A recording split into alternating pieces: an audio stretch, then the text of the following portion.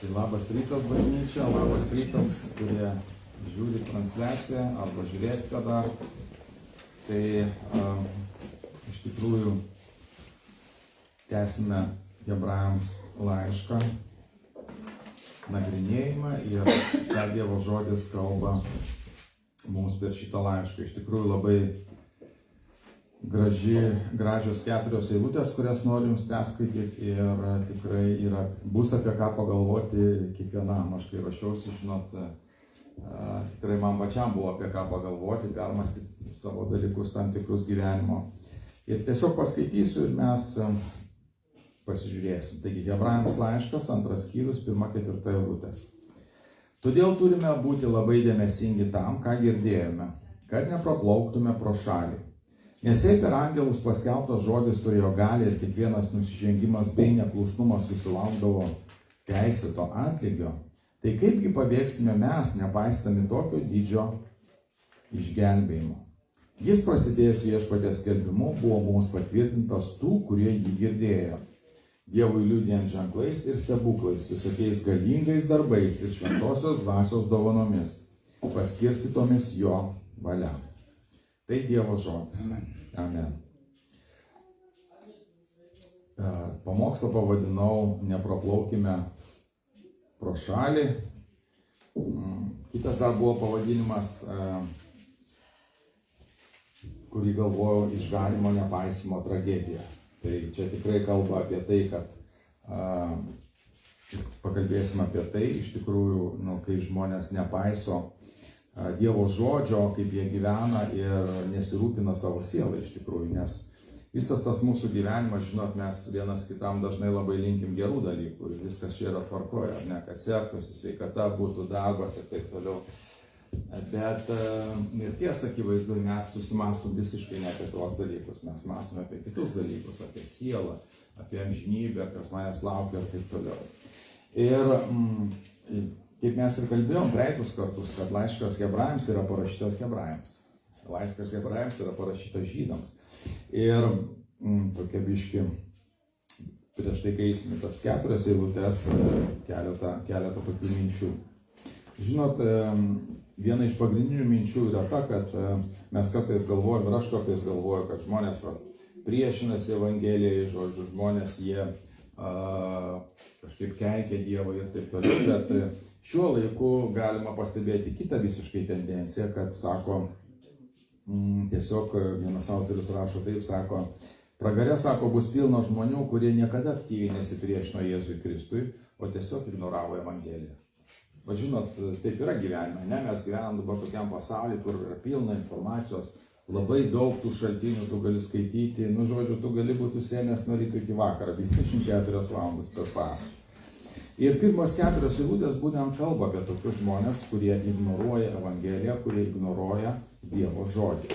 O paradoksas yra tame, kad jie žino Dievo žodį, jie žino tiesą, pripažįsta tos tiesos teisingumą, žino gerą naujieną arba girdėjo gerą naujieną, tačiau nepasiduoda šitai naujienai, nepriima šitos naujienos. Ir tai yra labai svarbu. Ir žinot, nors tekstas parašytas netikintiems žmonėms, tačiau mes irgi galim pasimokyti tam tikrų dalykų. Kokių dalykų? Ar iš tikrųjų mes esame mokiniai? Tikras mokinys, Jėzaus mokinys yra tas, kuris ne tik girdi, bet ir daro, ar ne taip? Nes jeigu aš nedarau, tai mano gyvenimas realiai nesikeičia, nes keičiasi dažniausiai tada, kai mes pradedame sekti paskui Jėzų. Tai ir žinot, visada, kai yra skelbiama Evangelija, visada, kai mes girdim Dievo žodį arba Dievo žodžio mokymą, Dievo žodis ir Evangelija visada kviečia atsakymo. Čia yra kaip bendrystė, ar ne taip, kai tu bendrauji su žmogumi, ko tu iš jo tikiesi? Atgalinio ryšio. Tu tikiesi, kad jis kažką pasakys, gero, blogo, kažkokius komentarus to pasakys, man pasakys kažkokius komentarus ir tu lauki. Ir Dievo žodis irgi lygiai apie tą patį kalbą. Jeigu pirmam skyriui, kai mes žiūrėjome, iš tikrųjų kalba buvo apie tai, kad Jėzus yra tikrai viršesnis, didesnis už visus žmonės, kurie gyvena šitam pasaulyje, išmintingesnis ir taip toliau. Po to mes kalbėjom apie tai, kad jisai yra virš angelų, jisai sukūrė tos angelus, kurie atnešė Senojo testamento, atnešė įstatymą, 10 Dievo įsakymų. Tai šitoj vietoj jau apaštalas jisai kalba apie tai, kad sako, todėl turime būti labai dėmesingi tam, ką girdėjome, kad nepraplauktume pro šalį. Taigi, apaštalas ne tik tai jisai, nupiešia tą vaizdą, koks yra iš tikrųjų tas realus gyvenimo tas vaizdas, bet jisai ir ragina kalbėtis, ragina atsakyti Evangeliją, ragina, Dievo žodis jis reikalauja atsako. Nėra taip, kad jis, Dievo žodis pasakyta taip, kad jis kai krenta į sėklą, jis nelieka be atsako. Vis tiek kažkas kažkada išaugs, ar ne taip? Jeigu aš jį priimu, išaugs geri dalykai. Jeigu aš jo nepriimu, išaugs kiti dalykai. O kai mes skaitom, pavyzdžiui, Jono Evangelijoje, ką mes skaitom 3 skyriui? 3 skyriui mes skaitom taip, kad žinom tą rašto vietą, 3:16 sako, Dievas taip pamilo pasaulį, jog atidavė savo viengimį sūnų, kad kiekvienas, kuris įtiki, nepražūtų, bet turėtų amžiną gyvenimą. Ir toliau žiūrėkit, 17, man patinka. Dievas gi nesiuntė savo sūnaus į pasaulį, kad jis pasaulį pasmerktų, bet kad pasaulis per jį būtų išgelbėtas. Ir 18 jau yra mūsų dalis, kas jį tiki. Tai pasakyta, tas neteisiamas, o kas netiki, jau yra nuteistas už tai, kad netiki viengimio Dievo sūnaus vardo, o teismo nuosprendis yra toks. Šviesa atėjo į pasaulį, bet žmonės ką? Labiau pamilo tamsą, ar ne taip? Bet žmonės labiau pamilo tamsą nei šviesą, nes jų darbai buvo pikti. Ir toliau sako, 20, kiekvienas, kuris daro blogą, neapkenčia šviesos ir neina į šviesą, kad jo darbai nebūtų atskleisti. O kas vykdo tiesą, tas eina į šviesą, kad taptų matoma, jog jo darbai atlikti Dieve.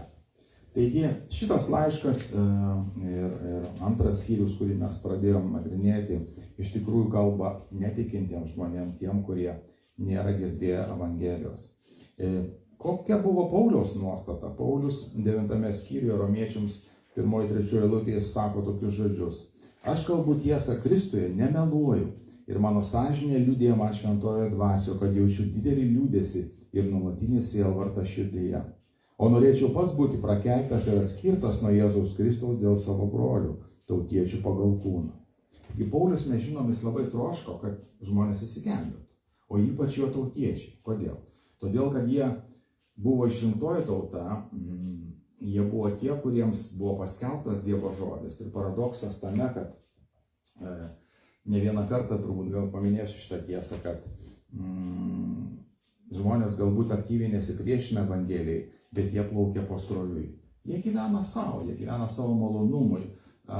Ir tas pasroviui plaukimas dažną kartą nukreipia žmonės į pražūtį, o ne į palaimintą gyvenimą. Ir mes pasižiūrėsime šitą tekstą. Romiečiams 10 skyriui 1 eilutė jis kalba tai, broliai, mano širdies troškimas ir malda Dievui už Izraelį yra, kad jie būtų išgelbėti. Taigi jam rūpi, kaip žmonės reaguoja į tai, ką girdi. Apaštalas Paulius 1 laiške Korintiečiams 9 skyriuje jisai kalba tokius žodžius, sakydamas 19-23 eilutės. Būdamas nuo nieko nepriklausomas, pasidariau visų vergas, kad tik daugiau jų laimėčiau. Žydams buvau kaip žydas, kad laimėčiau žydus, tiems, kurie laikosi įstatymo, tapau besilaikančių įstatymo, kad laimėčiau besilaikančius įstatymo, nors pats esu jam pavaldus. Tiems, kurie neturi įstatymo, buvau kaip neturintis įstatymo, pats būdamas nebe Dievo įstatymo, bet pavaldus Kristaus įstatymui, kad laimėčiau tuos, kurie neturi įstatymo. Silpniesiems pasidariau kaip silpnas, kad laimėčiau silpnuosius. Visiems tapau viskuo, kad niekaip ar vienaip, kad vienaip ar kitaip kai kuriuos išgelbėčiau. Visą tai darau dėl Evangelijos, kad būčiau jos dalininkas. Taigi Paulius visada, skelbdamas Evangeliją, rašydamas laiškus, kalbėdamas Dievo žodį, jis visada rodo taip pat ir save. Sako, žiūrėkit, aš ne tik kalbu, bet aš ir gyvenu, aš darau taip, kaip kalbu. Ir toks buvo taip pat ir Jėzus, jisai sako taip, Mato 23-37, sako, tyrinėkite raštus, nes juose matote turi amžinai gyvenimą ir jie liudija apie mane. Bet jūs nenorite ateiti pas mane, kad turėtumėte gyvenimą. Atsiprašau, čia buvo Jono 5, 39, 40. Kitais žodžiais tariant, Jėzus atėjo iš to pasaulį, jie jo nepažino, nors įklausinėjo, matė ženklus, matė stebuklus, matė Dievo jėgą, matė Dievo šviesą, apreiškimą ir taip toliau, bet jie vis tiek jo netikėjo. Ir kai rašiausi iš tam tekstui, žiūrėjau tą tekstą, nagrinėjau, man visą laiką iškyla ta romiečiams, prisimenat rašto vieta, kur sako, pažinę Dievą, jie negarbino jo kaip Dievo. Matot, galima žinoti apie Dievą, aš buvau toks žmogus. Aš žinojau apie Dievą tik, nedaug aš ten žinojau, nes tuo metu bažnyčioje katalikų neskaitydavo švento rašto, dabar ačiū Dievui pradėjo skaityti ir tikiuosi praktikuoti. Tai apie Dievą žinojau tiek, kiek pasakojo, kiek buvo tos liturgijos ir taip toliau. Bet Dievas iš tikrųjų, jisai yra apsireiškęs ir tikrai sako, jeigu jis tokius žodžius sako romiečiams 21, pažinę Dievą, jie negarbino jo kaip Dievo ir jam nedėkojo, bet tuščiai samprotaudami paklydo ir neišmanijų širdis aptemo. Galima nesipriešinti Evangelijai, galima nekeikti Dievo, galima nesipriešinti Dievo darbui ir taip toliau, galima plaukti pasroviui ir nueiti į pragarą. Galvoti, kad esi geras žmogus, mes buvau įmetęs, prisimena tą 2,5 minutės tokį video, kaip vyksta Dievo teismas ir kaip žmonės yra, pagal ką žmonės yra priimami į Dievo karalystę. Vienintelė sąlyga yra tikėti Jėzų Kristų ir būti jo mokiniu. Viskas, tikėti jį. Iš malonės. Viskas yra iš malonės. Taigi Hebrajams 13:22 pasako taip, kad visas šitas laiškas jis yra parašytas kaip paraginimo žodis. Paraginimo, kad žmonės jie iš tikrųjų girdėdami Evangeliją, jie priimtų Evangeliją ir gyventų pagal ją. Žinot, kai man, atsimenu, skelbė Evangeliją moteris, kuri įsidarbino mano įmonėje, aš prisimenu, galvoju, kokia įkyri musė. Kalba man ir kalba. Ir žinot, jinai kai kalbėdavo, iš vienos pusės, kaip man net buvo toks biški, aš buvau 26 metai, man kaip ir dalampaički biški buvo, man labiau buvo tas pasaulietinis gyvenimas, ką aš veiksiu šeštadienį, ką aš veiksiu sekmadienį, eisiu ten su draugais, vakarėlius ir taip toliau. Bet iš kitos pusės, tas žodis, kuris buvo sakomas, tas sėklas, kuris buvo sodinamas į mano širdį, jos reikalavo atsako, ką aš pasirinksiu. Ir žinot, kiekvienam žmogui taip yra. Kartais mes, kai liudijame Evangeliją, mes galvojam, kad šitas neklausys, niekada neklausys. Mes nežinom. Mes nežinom, kada tos sėklos gali išaugti, mes nežinom, kada tie vaisiai gali pasirodyti ir dar kažkokie dalykai. Nes žmogaus širdis, jinai vis tiek, viešpats, kai paskelbė Evangeliją, nes matot, žmonės bus teisiami pagal ką? Ar girdėjo Evangeliją, ar negirdėjo. Jeigu jie negirdėjo, tai jie bus teisiami pagal savo sąžinę. Ar ne taip, mes turim sąžinę. Ir ten 10 Dievo įsakymų šiaip įrašytų yra. Ir žiūrėk, tai tas ir yra, kad jie pažinę Dievą, jo negarbino kaip Dievą. Nes mes matom kūrinyje, mes matom saulę, mes matom dangus. Aš kiekvieną kartą, kai šunį išvedu, mėnulis. Sveikas, tu vėl čia. Ir vis pagalvoju, kaip jis ten laikosi, kaip jis ten laikosi. Viešpats viską laiko savo ranką. Žvaigždės yra pavadintos vardais, jisai žino, o jų yra milijardai, trilijonai, aš nežinau, kiek tas skaičius. Taigi viešpas viską žino, viešpas viską valdo. Taigi Hebrajams laiškas yra parašytas kaip paraginimo žodis. Ir žinot, todėl jis reikalauja atsakymą. Kaip ir bet kuriame gerame kreipimėsi, o Evangelija yra geroji naujiena, mes žinom, yra ir raginimas, ir įspėjimas. Ką daryti, jeigu aš priimsiu arba aš atsisakysiu. Nes jis būtent šitose 4 eilutėse ir kalba apie tai, kas bus, jeigu aš nepriimsiu Evangelijos, jeigu žmogus nepriims Evangelijos. Taigi yra, Hebrajams laiškai yra 5 įspėjimai žmonėms. Ir čia mes skaitome 2 skyriuje vieną iš įspėjimų, apie kurį aš tuoj pakalbėsiu. Žinot, galime žinoti tikrai daug tiesų, žinoti, kurias žinome apie Jėzų, apie Dievo sūnų, bet vis tiek atsidurti pragare. Aš buvau toks žmogus. Aš tikėjau, kad Dievas yra. Aš jo neneigiau. Aš netgi vaikščiojau į bažnyčią ir išpažintėse, jau komunijose, jau ir maldas kiekvieną ten vakarą kalbėdavo ir taip toliau. Bet kai aš susidūriau su mirtimi ir mano realia mirtimi, aš supratau, kad jeigu aš būčiau miręs tą akimirką, tai aš eičiau į pragarą. Ką tai reiškia? Tai reiškia, kad aš iš vis nepažinojau Dievo. Tai reiškia, kad mano širdis neatsakė į tą kvietimą, į tą gerąją naujieną. Ir va čia yra didžiausia tragedija, kurioje gyvena žmonės. Jie visiškai nesirūpina savo sielomis, jie visiškai negalvoja apie tai, kas bus. Nes jie galvoja, kad šitoje žemėje greičiausiai, žinot, žmonės planuoja 10, 20, 50 metų į priekį, mes pirksim žemę, statysim namus, mes čia gerai gyvensim, gausim palūkanas, tas, anas, trečias, penktas. Tu nežinai, kas rytoj laukia. Ar ne taip? Tu nežinai, kas rytoj laukia. Gal rytoj bus kažkokia katastrofa, dar kažkoks dalykas ir mūsų nei vieno nebeliks. Bet iš kitos pusės Dievas yra geras, Dievas yra mylintis, jis pasiuntė savo sūnų Jėzų Kristų, kad mes priimtumėm Evangeliją. Būtent šitas laiškas ir rašymas apie Jėzų Kristų įrodyti žydams, hebrajams, kad Jėzus Kristus yra Dievo sūnus. Tragedija yra tame, kad pats buvau kelis kartus Izraelyje ir žydai jie nepripažįsta iki šiol Jėzaus Kristaus kaip savo gelbėtojo, kaip sūnaus, kaip mesijo, kurio jie laukia, jie meldžiasi, mesijas, kada tu ateisi, jis jau buvo prieš 2000 metų, atėjo ir praėjo. Ir jie praplaukė pro šalį, kaip čia pasakyta šventam rašte, jie praplaukė pro šalį. Taigi pirmas įspėjimas, apie kurį pakalbėsim ir paskui eisim prie to mūsų teksto. Pirmas įspėjimas būtent yra apie tai, kad žmonės jie žino, bet nepriima. Kam skirtas šitas įspėjimas?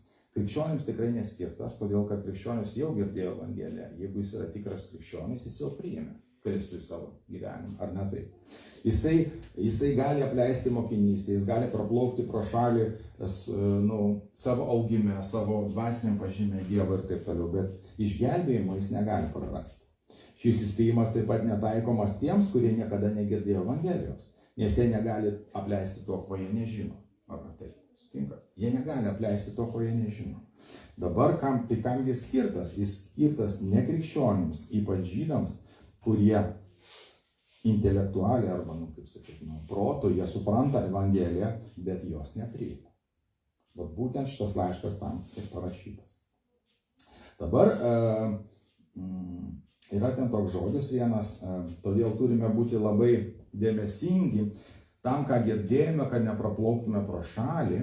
Ir trečioji eilutė sako, tai kaipgi pabėgsime mes, nepaisydami tokio didžio išgelbėjimo. Tas žodis mes kartais glumina, nes tas žodis mes, tai nereiškia, kad jis liečia Paulių, kuris parašė šitą laišką, kuris buvo toj pačioj dvasinėje būsenoje, bet jisai pergyveno dėl žydų, pergyveno dėl hebrajų, pergyveno dėl savo tautos.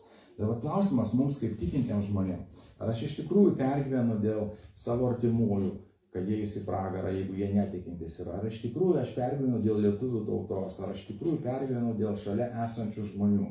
Aš prisimenu, žinot, tų nuostatų mums reikia mokintis. Kodėl? Aš prisimenu, kai aš įtikėjau, sekmininkai, kurie mano tie, gal sakyčiau, tie dvasiniai pirmieji mokytojai buvo, tai jie, Leonidas, Alikas, prisimenė Laimą. Reiškia, jie mokė tokių dalykų. Pradėk melstis už savo artimuosius, už savo giminės. Nes kartais mes galvojam apie misijas, apie kažkokius tolimus dalykus. Nereikia taip toli eiti. Va tavo misija riešia, bendorėliai, didžioji riešia, mažoji riešia ir taip toliau. Ar ne taip? Skelbime Evangeliją čia, šalia. Tiems, kurie iš tikrųjų mus pažįsta, kurie iš tikrųjų nebijo mūsų išklausyti. Nes, žinai, dabar po žmogų ateiti ir sakyti, gauna turbūt žinutės iš banko, dabar visur siaučia sukčiai, atsargiai, būkite atsargus ir taip toliau. Aišku, kad būkim atsargus, aišku, kad būkim išmintingi, būkim protingi. Tačiau žmogų, kurį aš pažįstu ir kuris mane pažįsta, jisai lengviau mane išklausys, ar ne taip, negu tas, kurį aš 90 metais visi buvom pilni atviri ir mes skelbėm Evangeliją ir visi, šiandien, Laima sako, mūsų namų grupelė buvo didesnė negu bažnyčia. Ir taip iš tikrųjų buvo, grupelėse buvo po 30 žmonių ir daugiau. Tai ką aš noriu to pasakyti, kad iš tikrųjų dabar yra pasikeitęs tas laikas ir Paulius parašęs šitą laišką prieš 2000 metų ir šitas žodis, kuris skamba šiandien, jisai yra tikrai mums labai aktualus. Taigi visi mes, kurie girdėjome Evangeliją, turime ją priimti. Vieni mes jau priėmėm, kitiems dar reikia ją priimti. Nes Dievo žodis, atsiminkim šitą brangiai dalyką, Dievo žodis visą laiką laukia ko? Atsako. Dievo žodis visą laiką laukia to feedbacko, to, ar tu atsakysi. Jeigu tu neatsakysi, tai jeigu aš neatsakysiu ir kitas neatsakys, tai tikrai pasiekmės yra liūdnos. Ir žinot, mes kartais galvojam, kad Dievas nėra teisingas, tai ar jis myli mus, tai kiek jis gali čia, reiškia, kodėl jis taip elgiasi, kodėl vieni ar kiti dalykai gyvenime ar šitam pasaulyje vyksta. Todėl, kad Dievas bando supurtinti mūsų sąmonę, kad mes iš tikrųjų išgirstumėm Evangelijos žodį, mes jį priimtumėm, nes mūsų siela amžina. Jis atidavė savo sūnų ir jam rūpi, kaip mes gyvensime, jam rūpi, kur mes nueisime. Ar ne taip? Ar sutinka? Taip yra, brangieji. Viena pirmųjų mano maldų ir užduočių iš Dievo buvo ta, kad melsis su savo giminės, esu daug kartų pasakojęs šitą. Melsis, prašyti Dievo, kad jie tikrai, ir su sekmininkais, kai pabendraudavo, man buvo tas idėja man į širdį, kad sako, klausyk, argi tau yra tas pats, kur jie nueis. Prašau, aš taip kažkaip, tai mane net supurtė tas žodis. Žinot, ir pradėjau melsis sonatą už seserį savo, už mamą, už tėtį, žodžiu, už tos, kurios pažinojau, artimiausius pusbrolius savo ir taip toliau. Ir Viešpats tikrai trokšta, nes pats Jėzus taip darė. Jam buvo ne tas pats, kur žmonės nueis. Nebuvo taip, kad jis atėjo, šitą misiją padarė, numirė ant kryžiaus ir dabar sėdi ir laukia. Jisai sėdi Dievo tėvo dešinėje ir ką jisai daro? Užtaria mus. Jisai meldžiasi už mus, vaizduoja, jisai užtaria mus. Taigi turbūt esam gyvenime sutikę žmonių, kurie sako, taip aš tikiu, kad Jėzus Kristus yra gelbėtojas ir kad man jo reikia, bet aš nesu dar tam pasiruošęs. Ar teko sutikti? Man ne viena. Nes jinai kalbėjau su vienu žmogum, sako, ar tu tiki Dievu? Sako, aš tikiu. Sako, taip, aš tikiu. Sakau, kaip tu tiki? Širdyje. Tai tas širdyje, sakau, žinot, kai žmogus sako širdyje, tai man visą laiką klausimas yra, todėl, kad aš žinau iš savo gyvenimo, kad, ką reiškia širdyje. Širdis yra, Senam testamente mes skaitom labai klastinga. Labai klastinga. Ir šiandien tu vieną dalyką galvoji, rytoj kitą, o paskui žiūrėjau, trečią dieną padarai dar kokią nors nesąmonę. Taip yra mūsų gyvenime. Ir visada tas mūsų gyvenimas su Dievu, jisai atsispindi mūsų gyvenime. Ar sutinka? Jisai atsispindi.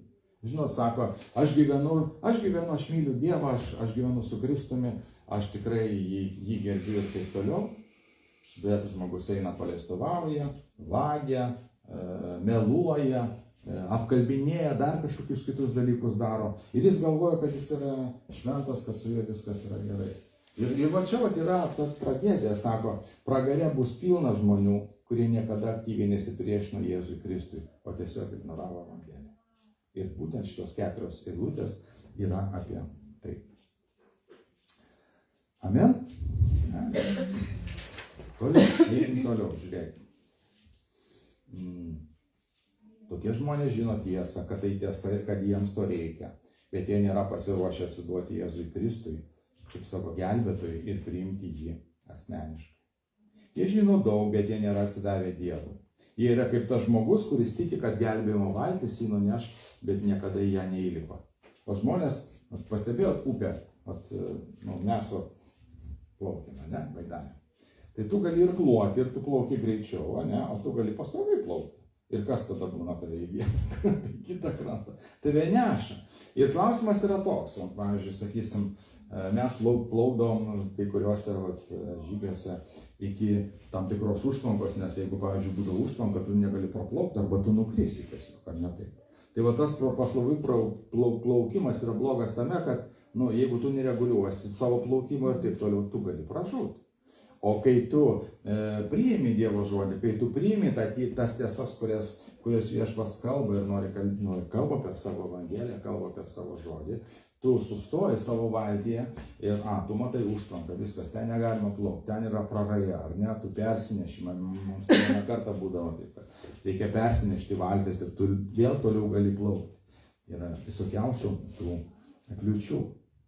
Šis įspėjimas, apie kurį dabar kalbu, yra skirtas tiems, kurie girdėjo Evangeliją, žino faktus apie Jėzų Kristų, kad jis mirė už juos. Tu paklausi, vienas kunigas socialiniuose tinkluose labai pasipiktino kad bažnyčioms yra uždėtas tas turto mokestis labai, ne turto mokestis, už elektrą.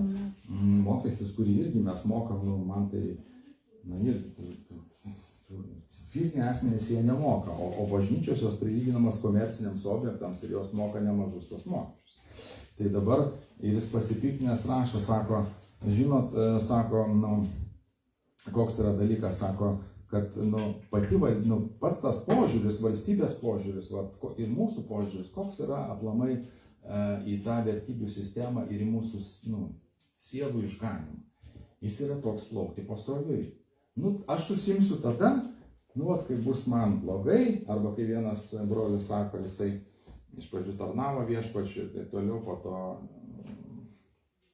tas gyvenimas buvo jo klaidingas ir jisai pasuko ne tuo keliu, neėjo paskui viešpatį, bet, šeima sugriuvo, vaikai nusisuko ir taip toliau. Bet jis buvo tokios stiprios labai valios ir jis sakydavo taip, kai aš norėsiu, aš atsistosiu ir aš eisiu. Čia irgi yra saviapgaulė.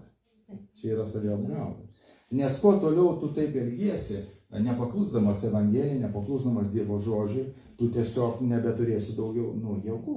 Aišku, kad Dievas gali pakelti, aišku, kad Dievas gali sustiprinti ir taip toliau.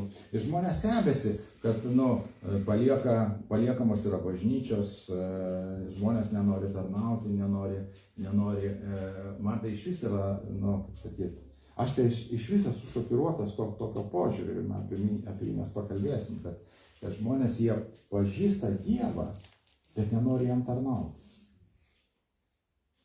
Tai reiškia, aš nepažįstu. Taip, jeigu paim. Taip iš esmės, jeigu paim, ar ne taip. Aš jo, reiškia, nepažįstu, reiškia, aš nepažįstu to, kuris atidavė savo gyvybę už mane. Įsivaizduoju, ar tu norėtum būti šalia tokio žmogaus, kuris atiduoda savo gyvybę, atiduoda viską, ką turi brangiausia. Ar aš norėčiau būti šalia tokio žmogaus? Aišku, kad aš norėčiau. Tas žmogus yra Jėzus Kristus, tai yra Dievo sūnus. Jis nori, kad mes tarnautumėm, jis nori, kad mes aukotumėmės Dievu, jis nori būti su mumis ir nori veikti per mus. Tokie žmonės sako ne Kristui ir toliau jį ignoruoja. Pasteisinimų yra daug. Aš nusipirkau namą, aš vedžiau, aš verslą pradėjau, aš dar kažkokius tai dalykus darau ir taip toliau. Bet kas yra mano pagrindas, kas yra pagrindinis mano gyvenime? Ir štai mes galim tas 4 eilutes greitai ir pasižiūrėti. Tokie žmonės, rašto sako, patarlių knyga sako, tokie žmonės yra kvaili, jeigu jie atmeta Kristų, jeigu jie atmeta, jį ignoruoja. Ir tai yra tragedija. Tai yra didelė tragedija. Šitos 4 eilutės jos kalba apie 3 dalykus. Apie Jėzaus charakterį, apie teismą ir apie Dievo išteisinimą ir tai, kaip Dievas paliudija ženklais ir stebuklais, kad jis yra su tais žmonėmis, kurie liudija jo Evangeliją. Ir gali paklausti, kaip šitas tekstas, o kur čia parašyta apie Jėzaus charakterį? Apie Jėzaus charakterį yra parašyta 1 skyriuje. Mes jau jį nagrinėjom, kas jisai yra. Ir tikrai mes daug dalykų ten pažiūrėjom ir aš tiesiog juos gal pavardinsiu, jūs juos prisiminsite. Tas žodis, pirmas žodis 2:1, 2 skyrius, 1 eilutė sako, todėl turime būti labai dėmesingi. Kodėl mes turime būti dėmesingi? Todėl, kad mes girdėjom Evangeliją, todėl, kad mes pažinom, išgirdom Evangeliją, išgirdom Dievo žodį. Ir tai yra pirmoji priežastis, kodėl mes turėtumėm tikėti, kodėl mes turėtumėm eiti pas Kristų, atgailauti už savo kaltes, už nuodėmes ir prašyti, kad jis mums padėtų mūsų gyvenime ir eiti su juo. Taigi, kas kalba apie Jėzaus Kristaus charakterį 1 skyriui? Tiesiog priminsiu. Jis yra vadinamas Dievo sūnumi, jis yra vadinamas paveldėtoju, jis yra vadinamas kūrėju, Hebrajams 1:2. Jis yra Dievo šlovės spindesys, tiksliai Dievo prigimties apraiška, visatos palaikytojas, atpirkėjas iš nuodėmės ir sėdintis Dievo tėvo dešinėje 1:3. Jį garbina ir jam tarnauja angelai, Hebrajams 1:4-7. Jis patirtas virš visko, kūrinijos viešpas, nekintamas amžinas Dievas, Hebrajams 1:8-12. Štai kas yra Jėzus Kristus. Kas jį galėtų, klausimas toks, kas jį galėtų atmesti? Žmonės atmeta. Taip, žmonės jį atmeta. Koks žmogus galėtų atmesti tokį Jėzų Kristų, kuris atėjo į pasaulį kaip įsikūnijęs Dievas, mirė ant kryžiaus, atpirko mūsų nuodėmes, parodė dieviškąją meilę ir pasiūlė sutaikino mūsų tėvų savo. Ir nori mus palaiminti, nori mums suteikti džiaugsmą. Kas yra Dievo karalystė? Dievo karalystė tai yra liturgija, kad aš turiu kalbėti rožančius arba dar kažkokius tai dalykus ir ten melstis neiškiom maldom. Ne. Dievo karalystė yra teisumas, ramybė ir džiaugsmas. Dievas suteikia man teisumą, Dievas suteikia man džiaugsmą, Dievas suteikia man ramybę, viltį savo mano ateitim. Aš žinau, kokia yra mano ateitis, broliai sesės. Kai aš pažįstu tokį viešpatį, man yra lengviau gyventi, aš turiu viltį. Štai kodėl aš noriu jį priimti, štai kodėl žmonės turėtų jį norėti priimti, jeigu jį pažintų. Taigi, bet jie jį atmeta. Nesuprantama, vienas autorius sako, kaip kas nors gali žinoti, kas yra Jėzus Kristus, pripažinti, kad Evangelija yra tiesa ir vis tiek nepavesti jam savo gyvenimo. Kokia tragedija? Tragedija, ar ne taip? Tikrai. Aš kartais pagalvoju, žinot, kai kurie žmonės sako, ai, dar bus laiko įsigelbėti. Prieš mirtį aš sukalbėsiu ten porą maldų. Ir aš įsigelbėsiu. Palauk, tu net nežinai, kiek širdis bus užkietėjusi ir nežinai, kokios bus aplinkybės ir ar aplamai suspėsi šitą dalyką padaryti. Dabar, kai mes žiūrim į šitą pirmą eilutę, pirmoji eilutė yra du pagrindiniai žodžiai. Būti labai dėmesingi arba atkreipti dėmesį, čia yra iš graikiško žodžio prosecho. Ir antras žodis yra, jis mums gal nieko nesako, pararcheo, reiškia atkristi, praplaukti pro šalį. Dėl to, kas yra Jėzus Kristus, koks yra jo charakteris, turime atidžiai kreipti dėmesį į tai, ką mes apie jį girdime. Žinot, visada tu gali, žinot, šitam pasaulyje yra ko pilna pletkų, pilna paskalbų, pilna visokių tokių melų, ar ne taip. Bet Dievo žodis labai aiškiai kalba apie Jėzų Kristų, kad jis yra Dievo sūnus, kad jis yra gelbėtojas, kad yra visatos kūrėjas, kad jis yra, kad sėdi Dievo dešinėje užtariamus, kad visa jam bus po kojomis paklota. Štai koks jis yra. Ir dėl to, kai mes girdime Dievo žodį, labai yra svarbu mums priimti, permastyti savo širdise, savo mintise ir gyventi su tuo žodžiu. Tai vat, žodis praplaukti gali reikšti tokį dalyką, kažką slystantį arba pravažiuojantį. Ir mums aišku, jisai praplaukti tapatinasi su kuo? Su laivu. Ne? Ta prasme, kad kuris plaukia. Arba kažką, kas įstrigo nepasiekiamoje vietoje.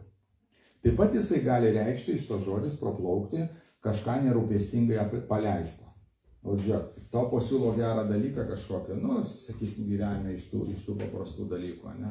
Sakysim, kažkokį išmintingą pasiūlymą, tu turi pinigų ir tu nori kažkur investuoti, ateina žmogus, sako, aš turiu gerą pasiūlymą, aš tau pasiūlysiu.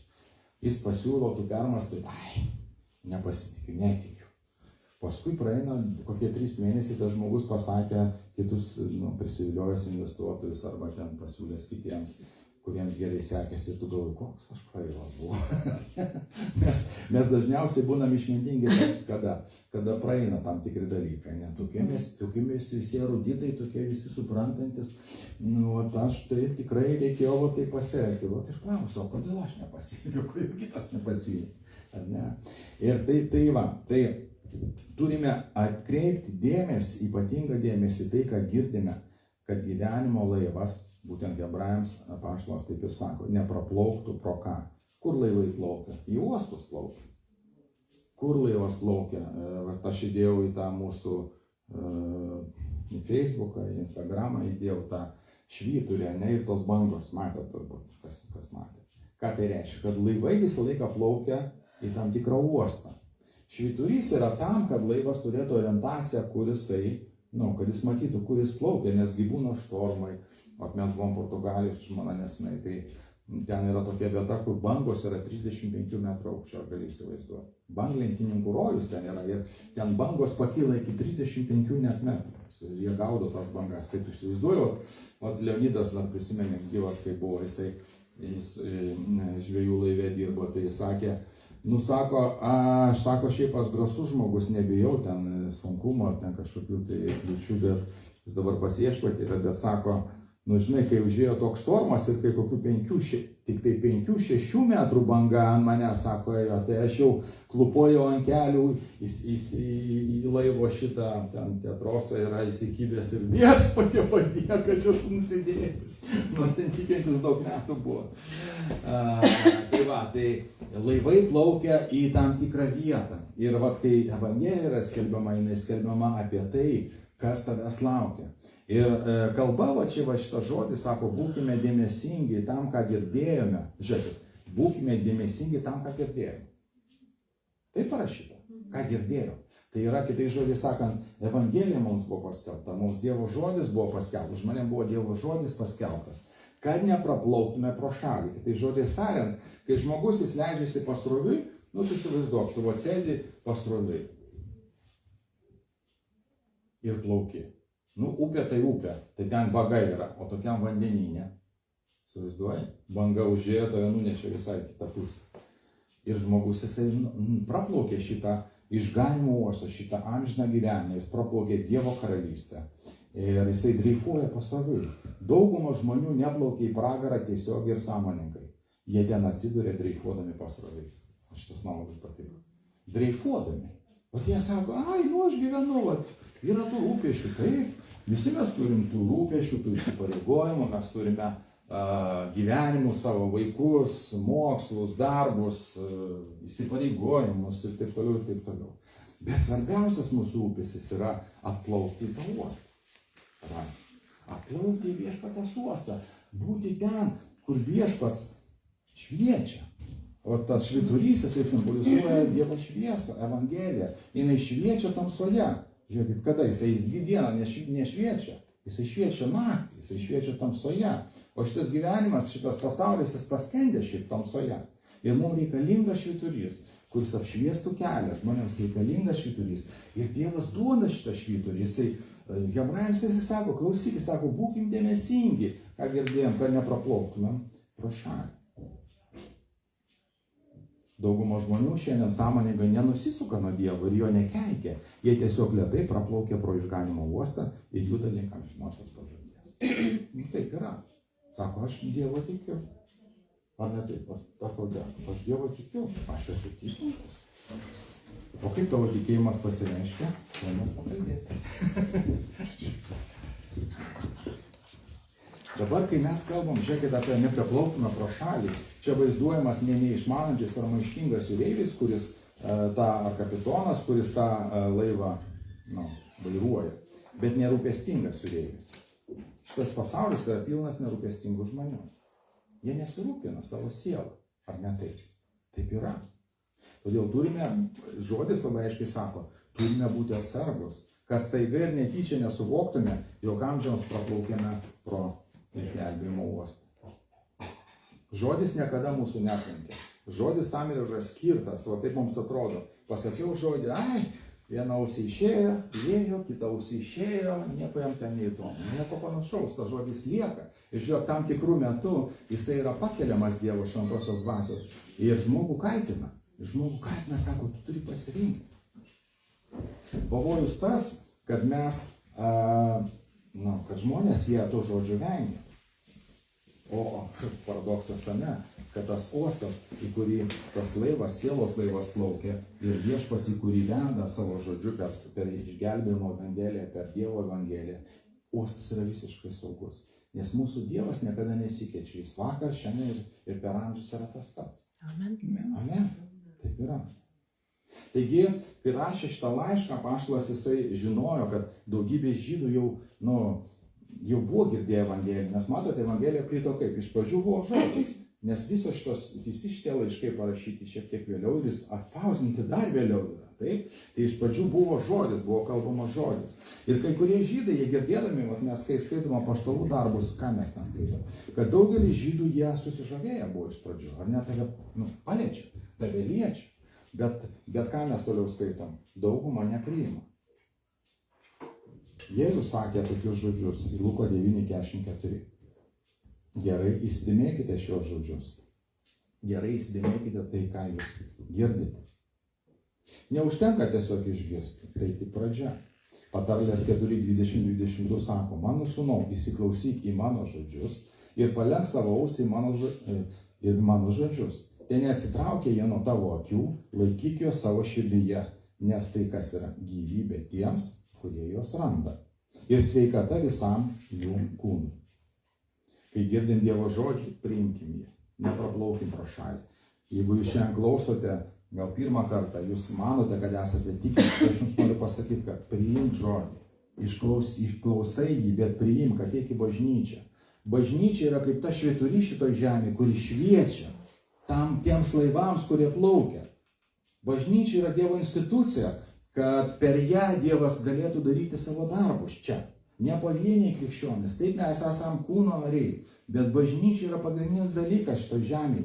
Dievo įsteigta institucija, viešpatės institucija, ne žmonių. Amen? Amen. Lengva praplaukti pro išganimo uostą, bet tai veda į pražūtį. Norint patekti į pragarą, tai reikia tiesiog nieko nedaryti. Tu nedarai nieko. Gyveni savo gyvenimą, rūpinėsi vaikais, uždirbi pinigus, eini ten, sportuoji, dar kažką darai. Nieko nedarai. Kalbu apie sielą, kalbu apie mūsų vidų. Kaip krikščioniui, kuris kiekvieną dieną gyvena su Jėzumi ir patiria jį savo gyvenime, didžiausia paslaptis yra ta, kad žmonės nesiekia jo ir visko, ką jis jiems paruošia. O čia yra, aš tai esu visada šokiruotas. Žinot, aš kai jį pažinau,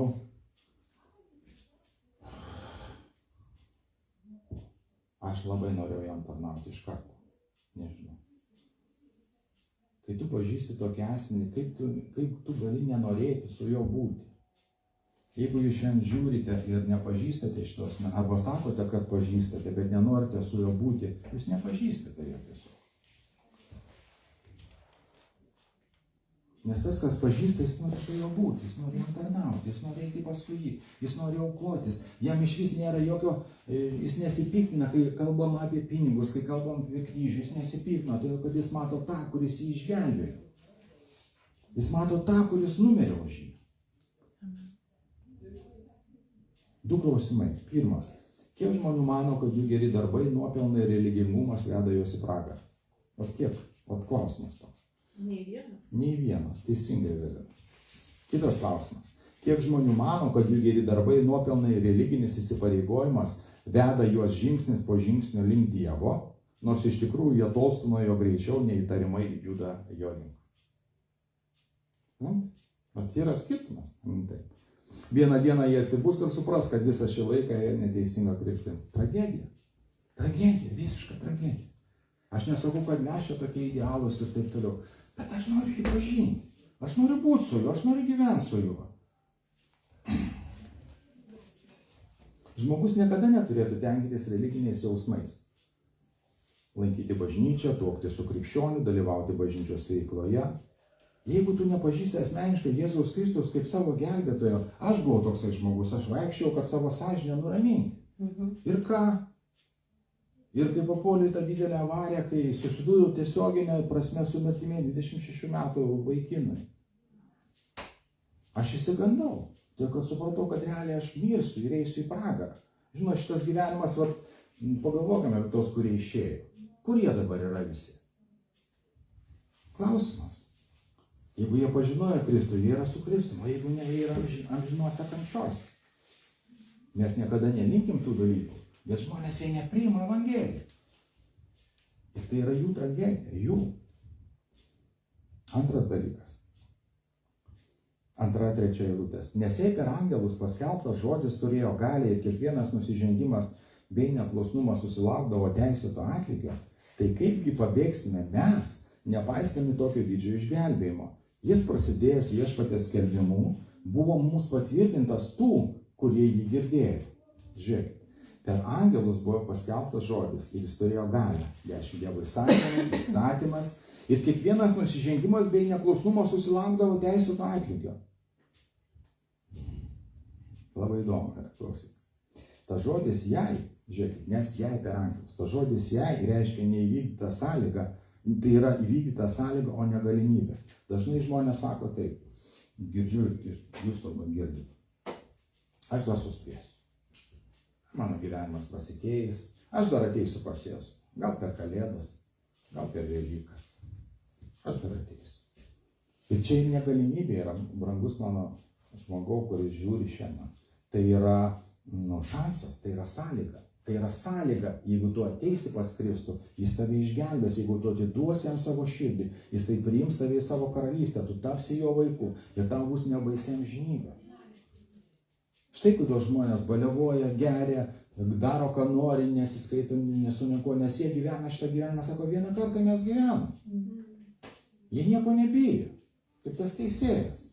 Nei Dievo bijo, nei žmonių. Man dalampaiškai, plaukiu pasroviui. Svarbu man, ko daugiau būtų. Bet teismas yra ir teismas egzistuoja. Va to teismo aš išsigandau. Aš išsigandau ne tik tai, kad eisiu į pragarą, bet aš supratau, kad aš stoviu teisėjo akivaizdoje. Suprantat? Ir čia yra liūdnas variantas, kai tu stovi teisėjo akivaizdoje ir tu supranti, kad tu esi kaltas prieš Dievą. Ir kai tu esi kaltas prieš Dievą, tu įsivaizduoji, kas tavęs laukia. Mirtis laukia, amžinas prakeitimas, pragaras laukia. Įstatymas, pasakyta, buvo nepajudinamas. Ir Dievas davė išrinktai tautai žydams, hebrajams davė įstatymą, 10 Dievo įsakymų ir įstatymą. Sako, kiekvienas nusižengimas bei neklusnumas susilaukdavo teisėto atlygio. Ką Dievas darė? Žiūrėkit, jis ateina pas tave ir sako, aš tau duodu gerą dalyką, priimk jį. Kas jį priimdavo, žiūrėkit, Dievas juos laimindavo. Tokia, tiesiog buvo tokia tvarka, taip Dievas buvo patvarkęs. Įstatymas buvo nepajudinamas. Bausmė už jo pažeidimą buvo tikra. Kiekvienas nusikaltimas ir nepaklusnumas sulaukdavo teisėto atlygio. Įstatymas bausdavo už kiekvieną nuodėmę. Pavyzdžiui, dabar mes žmonės gyvena santuokoje, o didžioji dalis iš vis nesusituokia ir gyvena viskas gerai, sako, norėsim susitoksim, norėsim nesusitoksim. Santykiai kažkokie homoseksualūs neaiškus ir taip toliau. Tai žmonės gyvena negalvodami apie atlygį, negalvodami, kad už tai reikėsgi atsakyti, o už tai reikės atsakyti tikrai. Tikrai. Mes kiekvienas tuosime pasakytą šventame rašte prieš ką? Prieš teismo krasę. Prieš Dievo teismo krasę. Mes visi atsistosime ir turėsime atsiskaityti už savo gyvenimą. Ir žinot, ir tada žmonės pradeda sakyti, kai vienas pastorius jau buvo bažnyčioje, vienas sako, dabar žmonės visi tokie, net ir bažnyčiose, biškį aštresnį žodį pasakai, oi, miau, čia mane sužydė, kiau, čia žinai, jūs manęs tik nelieskite, va čia darbuotojais reikia rūpintis, Išeinu kitur. Ką? Išeinu kitur, nes ten patinka. Žinot, su manim nepasveikino, saldainių nedavė man. Ten daugiau meilės yra. Jo. Ir mes bijom tokios evangelijos, bet žiūrėkit, koks yra mūsų viešpats. Kartais žmogui neužtenka pasakyti, kad Dievas tave myli. Man reikėjo sugriauti mano gyvenimą, kad aš priimčiau evangeliją, supurti tiksliau pasakyti gyvenimą. Ir tas nusižengimas yra ką reiškia nusižengimas Dievo akivaizdai? Kai žmogus peržengia tam tikrą liniją. Vat yra riba. Sako, tu neperženk jos. Tu negyvenk paleistuvystėje, nes aš tave nubausiu. Ir jeigu pagaudavo svetimaudavo ant Sename testamente, užmušdavo tą žmogų. Suprantat? Užmušdavo. O dabar kiau, miau. Taip yra. Tokie visi tokie jautrus pasidarė. Ir aišku, jautrumas yra gerai. Tai yra sielos tam tikri dalykai. Tačiau palauk. Yra evangelija, yra juoda balta, yra Dievas, yra velnias, yra dangus, yra pragaras. Priimk Kristų. Yra teisėtas atlygis. Ir žiūrėkit, ką jis toliau sako. Tai kaipgi pabėgsime mes, nepaisydami tokio didžiojo išgelbėjimo. Jis prasidėjęs viešpaties skelbimu buvo patvirtintas tų, kurie jį girdėjo. Kur tas žodis? Antroji eilutė sako, kiekvienas nusižengimas bei neklusnumas susilaukdavo ko? Teisėto atlygio. Dievas, jis gali nubausti žmogų, jis yra šitos visatos kūrėjas. Jis gali nubausti ir jisai nubaudžia žmogų, jeigu žmogus elgiasi neteisiai. Jis atidavė, o romiečiams pirmam skyriui mes ir skaitom, jie girdėjo Evangeliją, jie žinojo, kad yra Dievas, jie jo negarbino, ką jisai padarė. Jisai atidavė tiesiog jų geismams, jų šitiems dalykams vidiniam. Ir kuo tai baigėsi, žiūrėk, vyrai su vyrais paleistuvavo, moteris su moterim gyveno, žodžiu, pasaulis visiškai iškrypęs. Ir šitas pasaulis jis nieko nepasikeitė. Kas buvo prieš 2000 metų, tas ir dabar yra. Taip yra. Mes stebimės tam tikrais dalykais. Viskas taip buvo jau. Ir yra. Gerai, toliau. Kas yra? Tai nusižengimas yra sąmoningas ir tyčinis veiksmas. Nepaklusnumas yra sąmoningas nenoras klausytis Dievo įsakymų, įspėjimų ir raginimų. Tai aplaidumo ir vengimo nuodėmė. Kokia tai nuodėmė? Nieko nedarau. Aš nieko nedarau. Aš girdžiu, kažkur širdį giliai suprantu, aš teisingai sako. Man neįdomu. Kodėl? Todėl, kad aš nenoriu eiti į šviesą, nes yra daug dalykų, kuriuos aš noriu dar daryti. Suprantat, kaip yra su žmogu? Aš noriu dar daug dalykų blogų daryti. Mane traukia nuodėmė, žmogų traukia nuodėmė. Bet Viešpats sako, ateik į šviesą, eik į šviesą. Nebijok, eik į šviesą, aš tau padėsiu. Kodėl Viešpats elgėsi, pavyzdžiui, su žydų tauta taip, su hebrajais? Todėl, kad Dievas norėjo, kad su pavyzdžiui, apie netikrus pranašus iš vis kalba buvo tokia. Jeigu dabar kiek melo yra skelbiama, įsijungi internetą, o iš Rusijos tai iš viso vien melas, žinai. Eina. Aš nesakau, kad visiškai, visas, bet ten 99,9. Tai ir kaip, pavyzdžiui, elgdavosi Dievas su netikrais pranašais Senajame testamente. Neskaitysiu tos, bet kunigų 24 skyriuje skaitom. Dievas norėjo, kad su visais netikrais pranašais ir piktžodžiautojais būtų nedelsiant susidorota, taip išsaugodamas savo tautos dvasinį ir moralinį tyrumą.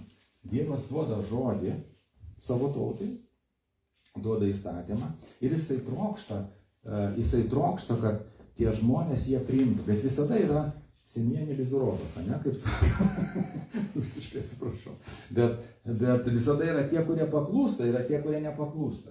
Ir kadangi tie nepaklūsta, Dievas elgiasi drastiškai. Sako, jie negali būti, kodėl, nes raugas ką jisai daro? Sugadina viską sugadina. Teisėtas atlygis. Žmonės pyksta, čia karai vyksta, tas anas, mes nežinom daug priežasčių, kodėl vyksta vieni ar kiti dalykai. Ar taip. Bet Dievas ką nori atkreipti žmonių širdis į jį, kad žmonės jie pradėtų šauktis iš visos savo širdies Kristaus. Kad jie girdėdami Evangeliją, jie neatmestų, nepraplauktų pro šalį, nepražūtų, bet kad Dievui svarbiausia yra mūsų siela. Nes siela gyvens su Dievu amžinai, ne kūnas. Kūnas yra dulkės. O šiandien, lapus mes sugrėbėm, pavasarį vėl lapai užaugs. Vėl grėbsim, paskui tai nukris. Ir viskas. Taip ir kūnas mūsų toks yra. Gerai. Tiek daug noris pasakyti. Gerai. Dabar, koks yra įdomus apie teisėtą atlygį. Dar vieną tokią gražią mintį pasakysiu. Pagal Seną testamentą jis griežtai bausdavo tuos, kurie pasirinko gyventi be jo ir jį atstumti. Jo teismas Izraelio tautai buvo griežtas, nes izraelitai daug žinojo. Supranti, kai tu daug žinai, kai tu pažįsti šviesą, ar aš galiu iš tokio darbuotojo, kuris daug žino, ateiti ir pareikalauti? Aišku, kad galiu. Bet negaliu iš to, kuris nežino nieko, kuris nesusipažinęs, nesimokė ir taip toliau. Tai iš tokio darbuotojo, aš kaip pavyzdį imu įmonę. Tai iš tokio žmogaus Dievas irgi sako, aš jums daviau įstatymą. Štai kodėl, žiūrėkit, žydai ten piktinasi, holokaustas, aišku, labai baisus dalykas. Bet ką jie padarė? Jie nusigrėžė nuo Dievo, šiaip jeigu iš esmės. Ir po visas tautas išbarstyti buvo ir taip toliau, todėl kad nepriėmė Dievo. Dievas jų pasigailėjo, įkūrė jiems Izraelio karalystę, įkūrė Izraelio šalį ir jie dabar grįžta pagal Dievo pažadą ir taip toliau. Bet sako, principas toks, kuo daugiau žinai, tuo didesnė bausmė už tai, kad negyveni pagal savo žinias. Tai aš nesistengsiu žinoti tada.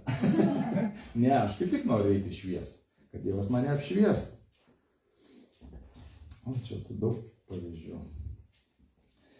Tyras yra tokia viena pastraipa Morkaus 12:38-40. Prisimena, sako, Kafarnaumas, Betsaida ir Chorazinas bus labiausiai nubausti miestai. Kodėl?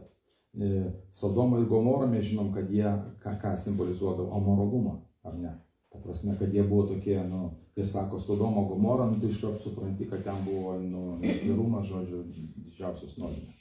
Bet Kafarnaumas, Betsaida ir Chorazinas bus jie labiausiai nubausti. Kodėl? Todėl, kad pats Jėzus ten vaikščiojo, darė daug ženklų, daug stebuklų, jie jo nepriėmė.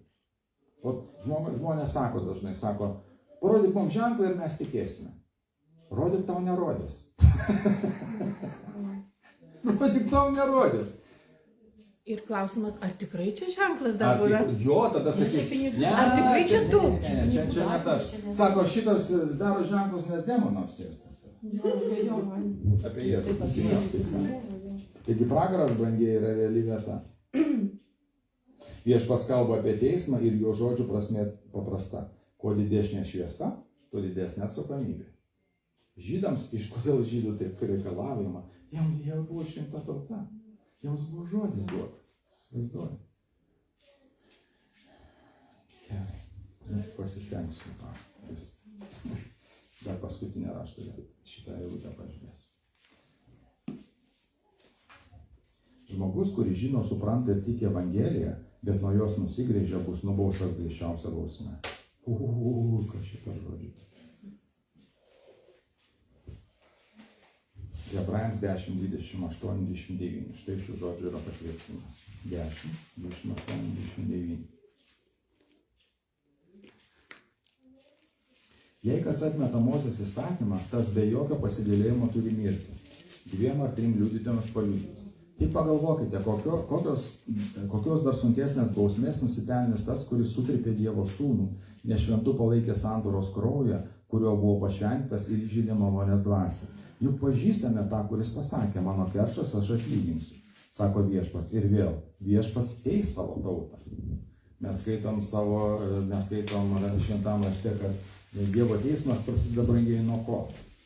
Nuo bažnyčios, nuo savo tautos, nuo mūsų būtent. Tai įsivaizduoju, koks laukia baisus teismas tų, kurie netiki Kristų. Ir paskutinis dalykas, kurį noriu jau baigdamas pasakyti, 4 eilutė. Ką padarė Dievas tą? Dievas visą savo žodį, reiškia, jeigu pirmas buvo, mes turi žmonės priimti dėl Jėzaus Kristaus charakterio, dėl to, kad girdėjo Evangeliją. Antras, priimti dėl to, kad bus Dievo teismas. Tai trečias dalykas, Dievas būtent patvirtino visą tai ženklais ir stebuklais. Jėzaus tarnavimo metu ir apaštalų tarnavimo metu. 4 eilutė. Dievui liudijant ženklais ir stebuklais, visokiais galingais darbais ir šventosios dvasios dovanomis paskirstomis jo valia. Dievas mums parodė, kad jis egzistuoja. Ir tikrai, pavyzdžiui, kai žmonės matydavo išgydymus, kai žmonės matydavo, reiškia, ženklus Dievo ir taip toliau, stebuklus, numirusių prisikėlimus, dalis jų įtikėdavo. Dalis priimdavo Kristų vien dėl to. Esu ne vieną liudijimą girdėjęs, Dievas mane išgydė. Dievas prisilietė, aš supratau, kad tai yra Dievas. Aš noriu tokio Dievo, aš noriu jo. Man reikėjo teismo. Kitas charakterį pažino. Trečias įtikėjo per laimutę, nesakysim, Dievas išgydė jai kojas. Taip? Jis sirgo, ten negalėjo vaikščioti ir taip, kiek aš atsimenu. Tai va, per tai Dievas prisilietė. Dievas žino kiekvieną širdį. Dievas žino, ko kiekvienam reikia. Evangeliją pirmiausia paskelbė kas? Jėzus Kristus, o vėliau patvirtino apaštalai, kurie asmeniškai jį girdėjo. O tas yra įdomu, žiūrėkit, mes skaitom apie labai didelius ženklus ir stebuklus, ir čia tų rašto vietų aš esu prisirašęs. Mes žinom, kiek Jėzus padarė, ne? Daug. Bet mes taip pat matom, kaip apaštalų darbų skaitom, ne? Kiek per mokinius Dievas padarė daug ženklų stebuklų ir numirusių prikėlimų. Kai kurie sako, o kai Paulius, ten Petras pamokslaudavo, kai kurie neždavo, reiškia, tuos ne patalus, o paklodės, kad skarelės, kad prisiliestų, žodžiu, jisai ir paskui dėtų ant ligonių ir jie pasveiktų. Kas tai yra? Tai yra Dievo patvirtinami ženklai ir stebuklai. Taigi Dievas jisai patvirtina apie savo Evangeliją būtent šitais dalykais. Ir čia jis kalba apie dvasios dovanas, mes jau nebeturim daug to laiko, bet sako, ir šventosios dvasios dovanomis paskirstomis jo valia. Ne žmogus čia daro, kai mes meldžiamės, brangiai, irgi būkim dėmesingi, kuria prasme. mes patys savo maldomis nieko negalim padaryti. Bet maldomis Jėzaus Kristaus vardu, būtinai akcentuokim šitą, kad Jėzaus Kristaus vardu mes meldžiamės ir prašome Jėzaus Kristaus vardu, kad demonai paklūstų, kad lygos išeitų ir taip toliau, nes Ginto vardu, ar Petro vardu, ar Kęstučio nieko nebus. Bet Jėzaus vardu, Jėzus yra mūsų viešpats, Jėzus yra mūsų gelbėtojas, jis yra virš viso. Taigi Dievas ką daro? Per Jėzų Kristų patvirtina save ir Evangeliją, bet taip pat Dievas per apaštalus patvirtino jų tarnystės autentiškumą. Jis patvirtina, kad Dievas yra su jais. Štai kodėl mes, kai skaitom Evangeliją, mes priimkim tą žodį. Ir ką dabar jisai daro? Jisai